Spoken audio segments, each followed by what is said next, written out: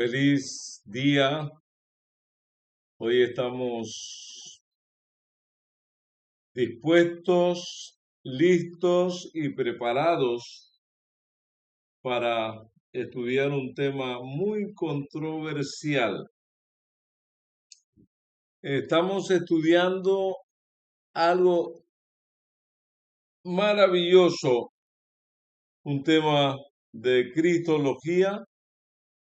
Para ello vamos a orar para que Dios nos guíe, su Espíritu Santo nos ilumine. Oremos, Señor, te damos gracias porque tú eres bueno y porque para siempre es tu misericordia. Guíanos a través de tu Santo Espíritu, en el nombre de Jesús. Amén. En el libro de Hebreos, capítulo 2, versículo 17, nos dice la palabra inspirada en este libro que la mayoría concuerdan que el autor fue el apóstol San Pablo. Y dice de la siguiente manera: por tanto, tenía que ser hecho semejante a sus hermanos en todo, a fin de que llegara a ser un misericordioso y fiel sumo sacerdote en las cosas que a Dios atañen, para hacer propiciación por los pecados del pueblo. Y queremos resaltar una palabra que sale en este versículo. Y la palabrita es, por tanto, tenía que ser, ¿qué cosa? Hecho semejantes a sus hermanos en todo. Cuando hablamos de la naturaleza de Cristo, aquí entramos en un detalle, en un dilema. ¿Fue Cristo igual a los hombres o fue hecho semejante a los hombres? El apóstol Pablo menciona en este versículo del capítulo 2 de Hebreos que Jesús fue hecho semejante a sus hermanos en todo. Semejante no quiere decir igual. Es un adjetivo que tiene las mismas características que otra persona o cosa en algún aspecto o en todo, dice el diccionario español. Es un adjetivo dicho de una superficie lisa que no tiene cuesta ni profundidades. Llano, uniforme, liso, raso, plano, homógeno, suave, fino, igual. También define el diccionario como que es parecido o similar a alguien o algo. Se usa delante de un sustantivo para ponderar o comparar, comúnmente con carácter despectivo. Hebreos 2:14, que es lo que estamos meditando en este momento, encontramos esta afirmación: Jesús era de carne y hueso como el resto de los hombres. Era semejante a sus hermanos en todo, excepto en una vida sin pecado. Su vida terrenal fue genuinamente humana, pero era sin pecado. Por tanto, teniendo un gran sumo sacerdote, dice la Biblia, sacerdote que traspasó los cielos, Jesús, el Hijo de Dios, retengamos nuestra profesión, porque no tenemos un sumo sacerdote que no pueda compadecerse de nuestras debilidades, sino uno que fue tentado en todo según nuestra semejanza, pero sin pecado. Acerquémonos, pues, confiadamente al trono de la gracia para alcanzar misericordia y hallar gracia para el oportuno socorro. Eso también lo encontramos en el libro de Hebreos, el capítulo 4, el versículo 14 al 16. El texto bíblico nos asegura que Jesús puede simpatizar completamente con el creyente sincero que tiene que enfrentarse a menudo con problemas y dificultades, porque él sufrió en su propia naturaleza humana, pero sin pecar. Las debilidades que son vinculadas al género humano. Uno de los propósitos de la encarnación, explicada con la frase Emmanuel, Dios con nosotros, fue que Dios se acercara, por tanto, a la humanidad que pudiera experimentar las mismas debilidades y problemas de los cuales participamos nosotros. Cuando Cristo lo hizo, quedó capacitado para llegar a ser nuestro sumo sacerdote y representarnos ante el Padre, así como la Escritura afirma en forma definitiva que Jesús es Dios. De igual manera, afirma su verdadera humanidad. En Hebreos 2:14 encontramos esta afirmación. Jesús era de carne y hueso como el resto de los hombres. Era semejante a sus hermanos en todo, excepto en pecado. Su vida terrenal fue genuinamente humana. Fue concebido en forma sobrenatural por obra del Espíritu Santo. Su nacimiento fue sobrenatural y también su embarazo fue sobrenatural. Pero nació como nacen todos los niños. Nació cuando se cumplieron los días del embarazo de María. Lucas 22:6. Además, Jesús crecía de acuerdo con las leyes de la naturaleza.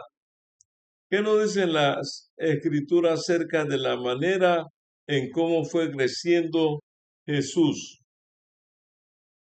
Lucas 2:40, y el niño crecía y se fortalecía y se llenaba de sabiduría, y la gracia de Dios era sobre él.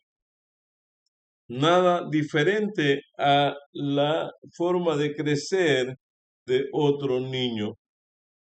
Entonces descendió con ellos a Nazaret y estaba sujetos a ellos. Y su madre atesoraba cuidadosamente todas estas cosas en su corazón.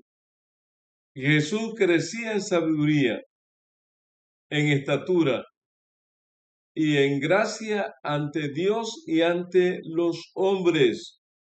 Lucas 2:51-52.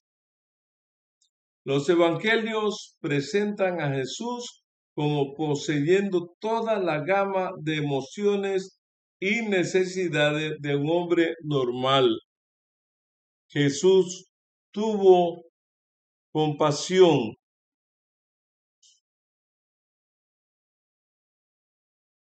se indignó, se regocijó y una vez dijo: siento en el alma una tristeza de muerte.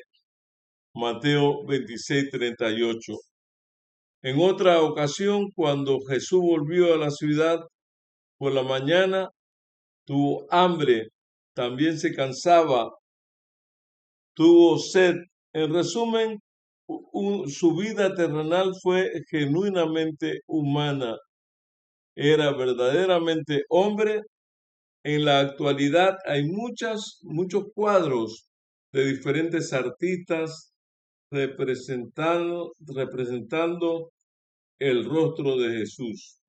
Pero, ¿cómo es su aspecto físico? Tenemos información en la Biblia, la descripción física de Jesús. Subirá cual renuevo delante de él, como raíz en tierra seca.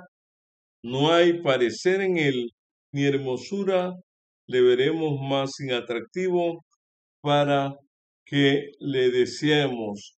Isaías 53:2. Como dijera un filósofo, Kierkegaard, hace 150 años, si alguno o si alguien se cruzaba con Jesús en la calle, nunca iba a decir, ahí va Dios, o Dios hecho hombre, pues era un hombre entre los hombres, contrariamente a ciertas impresiones que algunos han tratado de proyectar acerca de Jesús, débil, pálido. Los evangelios dan la idea de que Jesús era fuerte y saludable. Llevaba un programa de trabajo que pocos podrían soportar. Caminaba largas distancias bajo todo tipo de climas. Entre Capernaum y Jerusalén habían por lo menos 194 kilómetros. En la actualidad, este recorrido se toma más de 2 horas en carro por carretera y Jesús recorría distancias varias veces y a pie. Solía pasar la noche orando y temprano por la mañana salía a cumplir su misión. Pero una de las grandes diferencias entre Jesús y los hombres residió en su nacimiento. ¿Cómo se le describió el plan del nacimiento del Salvador del mundo a María y a José? Respondiendo el ángel le dijo, el Espíritu Santo vendrá, el Espíritu Santo vendrá sobre ti y el poder del Altísimo te cubrirá con su sombra, por lo cual también el santo ser que nacerá será llamado Hijo de Dios. Lucas 1:35. Pensando en esto, un ángel del Señor se le apareció en sueños y le dijo, José, hijo de David, no temas recibir a María por esposa, porque ella ha concebido es del Espíritu Santo. Dará a luz un hijo y lo llamarás Jesús, porque él salvará a su pueblo de sus pecados. Mateo 1:20-21.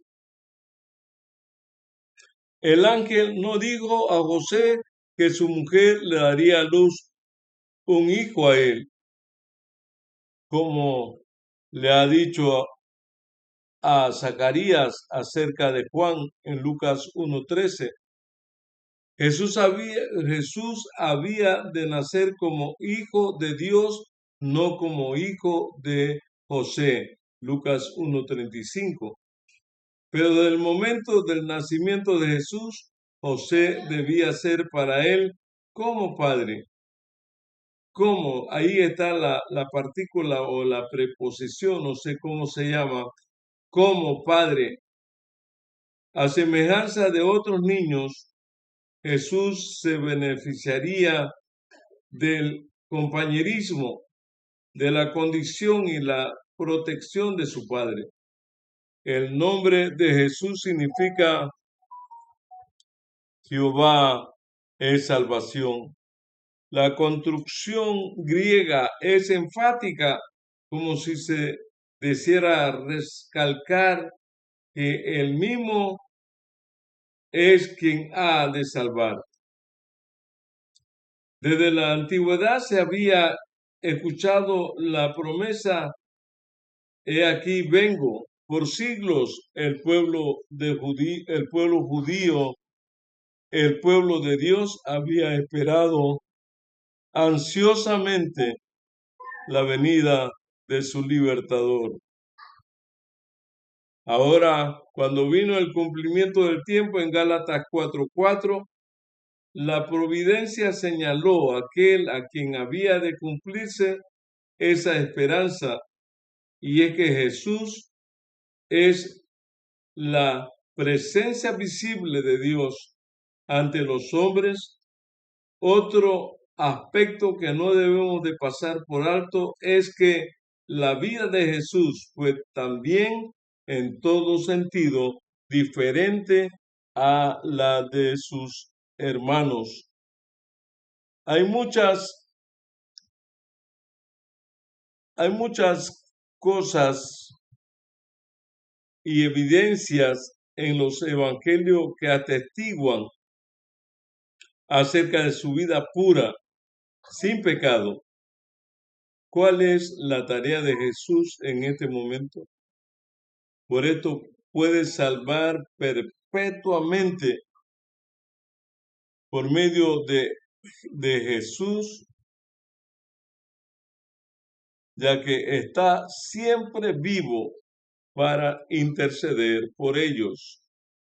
Tal sumo sacerdote nos convenía, santo, inocente, limpio, apartado de los pecadores y hechos más sublime que los cielos.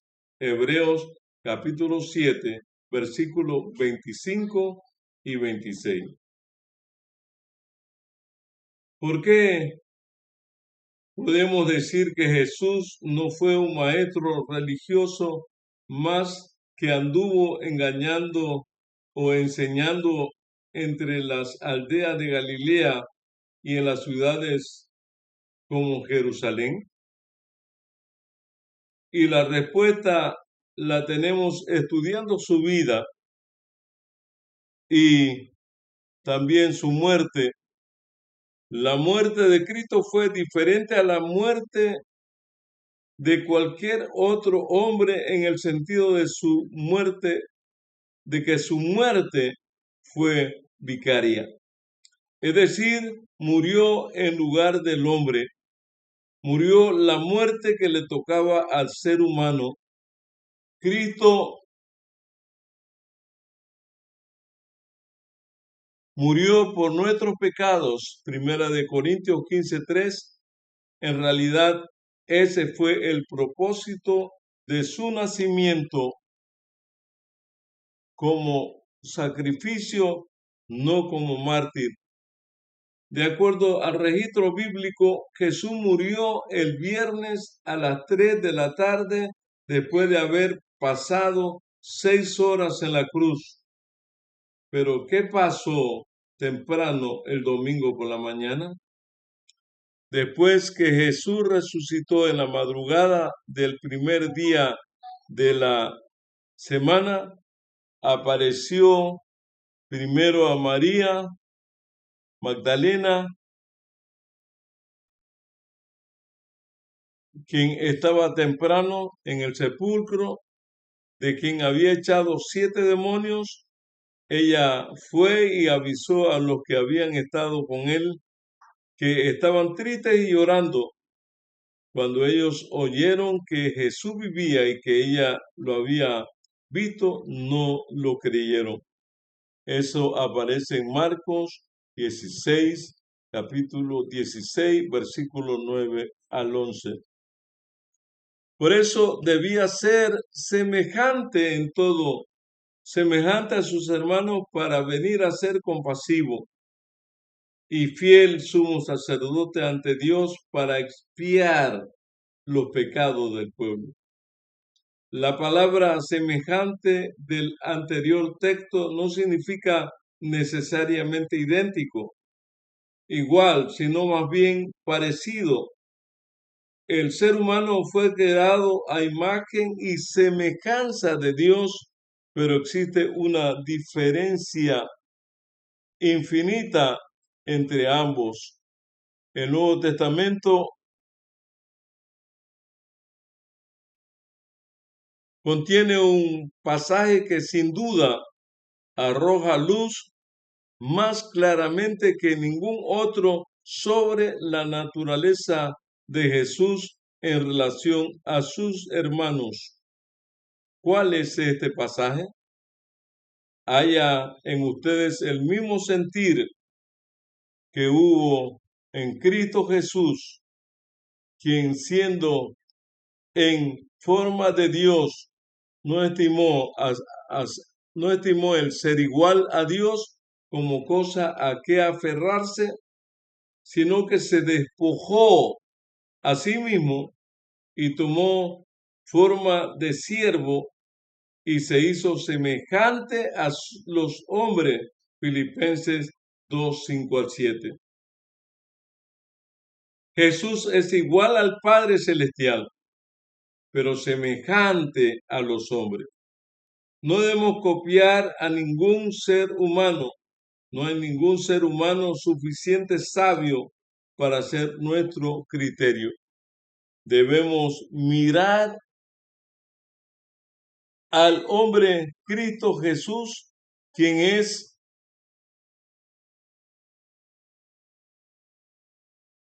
completo en la perfección de justicia y santidad. Él es el autor y consumador de nuestra fe. Él es el modelo. Su experiencia es la medida de la experiencia que debemos tener. Su carácter es nuestro modelo. Quitemos pues de nuestras mentes las perplejidades y las dificultades de esta vida y miremos a Él para que por la contemplación seamos cambiados a su semejanza.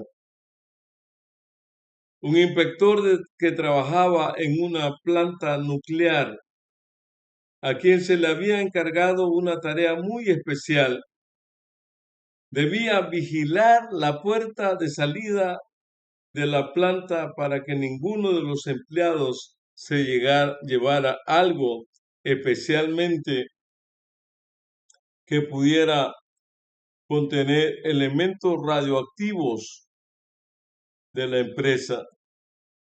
Una tarde notó que uno de los empleados se acercaba empujando una carretilla llena de aserrín.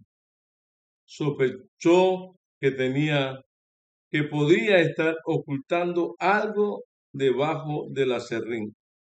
Lo detuvo, lo revisó cuidadosamente y al no encontrar nada le permitió seguir su trayectoria. Curiosamente, al día siguiente y aproximadamente a la misma hora, el mismo empleado se aproximaba otra vez llevando una carretilla llena de aserrín. La revisó otra vez con todo cuidado y al notar nuevamente que todo estaba en orden, lo dejó salir. Lo mismo sucedió varios días hasta que comenzó a interrogar al empleado y finalmente este confesó que había estado robando carretillas. El inspector estaba tan preocupado por examinar el aserrín que lo más grande que pasaba sin él darse cuenta. Muchas veces nos preocupamos por los detalles, por cosas pequeñas y perdemos de vista lo central, el cuadro mayor. El tema central de la Biblia es que Jesús es Dios y es también semejante a nosotros, pero sin pecado. Aunque nunca podemos entender en toda su plenitud y su profundidad quién de veras era Jesús, la Escritura afirma sin lugar a dudas que era divino y humano. Era Dios en carne humana porque la palabra se hizo carne y habitó entre nosotros, dice San Juan 1:14. Un pensamiento inspirado dice: Jesús es un ejemplo perfecto y santo, dado para que lo imitemos. Nosotros no podemos igualar al modelo, pero Dios nos aprobará si no lo copiamos. Y según la capacidad que Dios nos ha dado, lo reflejemos. Es por eso que la salvación es por gracia, es un don inmerecido. Nadie va a llegar al reino de los cielos sobre la base de hacer buenas obras. Cuando Jesús nos dé la bienvenida a los redimidos, nos lo hará exaltando nuestros logros. Simplemente nos dirá: bien hecho, buen siervo fiel. Sobre poco has sido fiel, sobre mucho te pondré. Entra en el gozo de tu Señor. Mateo 25:21. Amado hermano y hermana, amigo y amiga de los 6 continentes, algunos dicen que ya son 7 continentes de habla hispana y más allá. El Señor nos llama para que en la medida que entendamos y le permitamos a su Espíritu Santo hacer la obra en nuestras vidas, lo podamos imitar, lo podamos emular, lo podamos reflejar para que nuestras vidas empiecen a encontrar y tener sentido,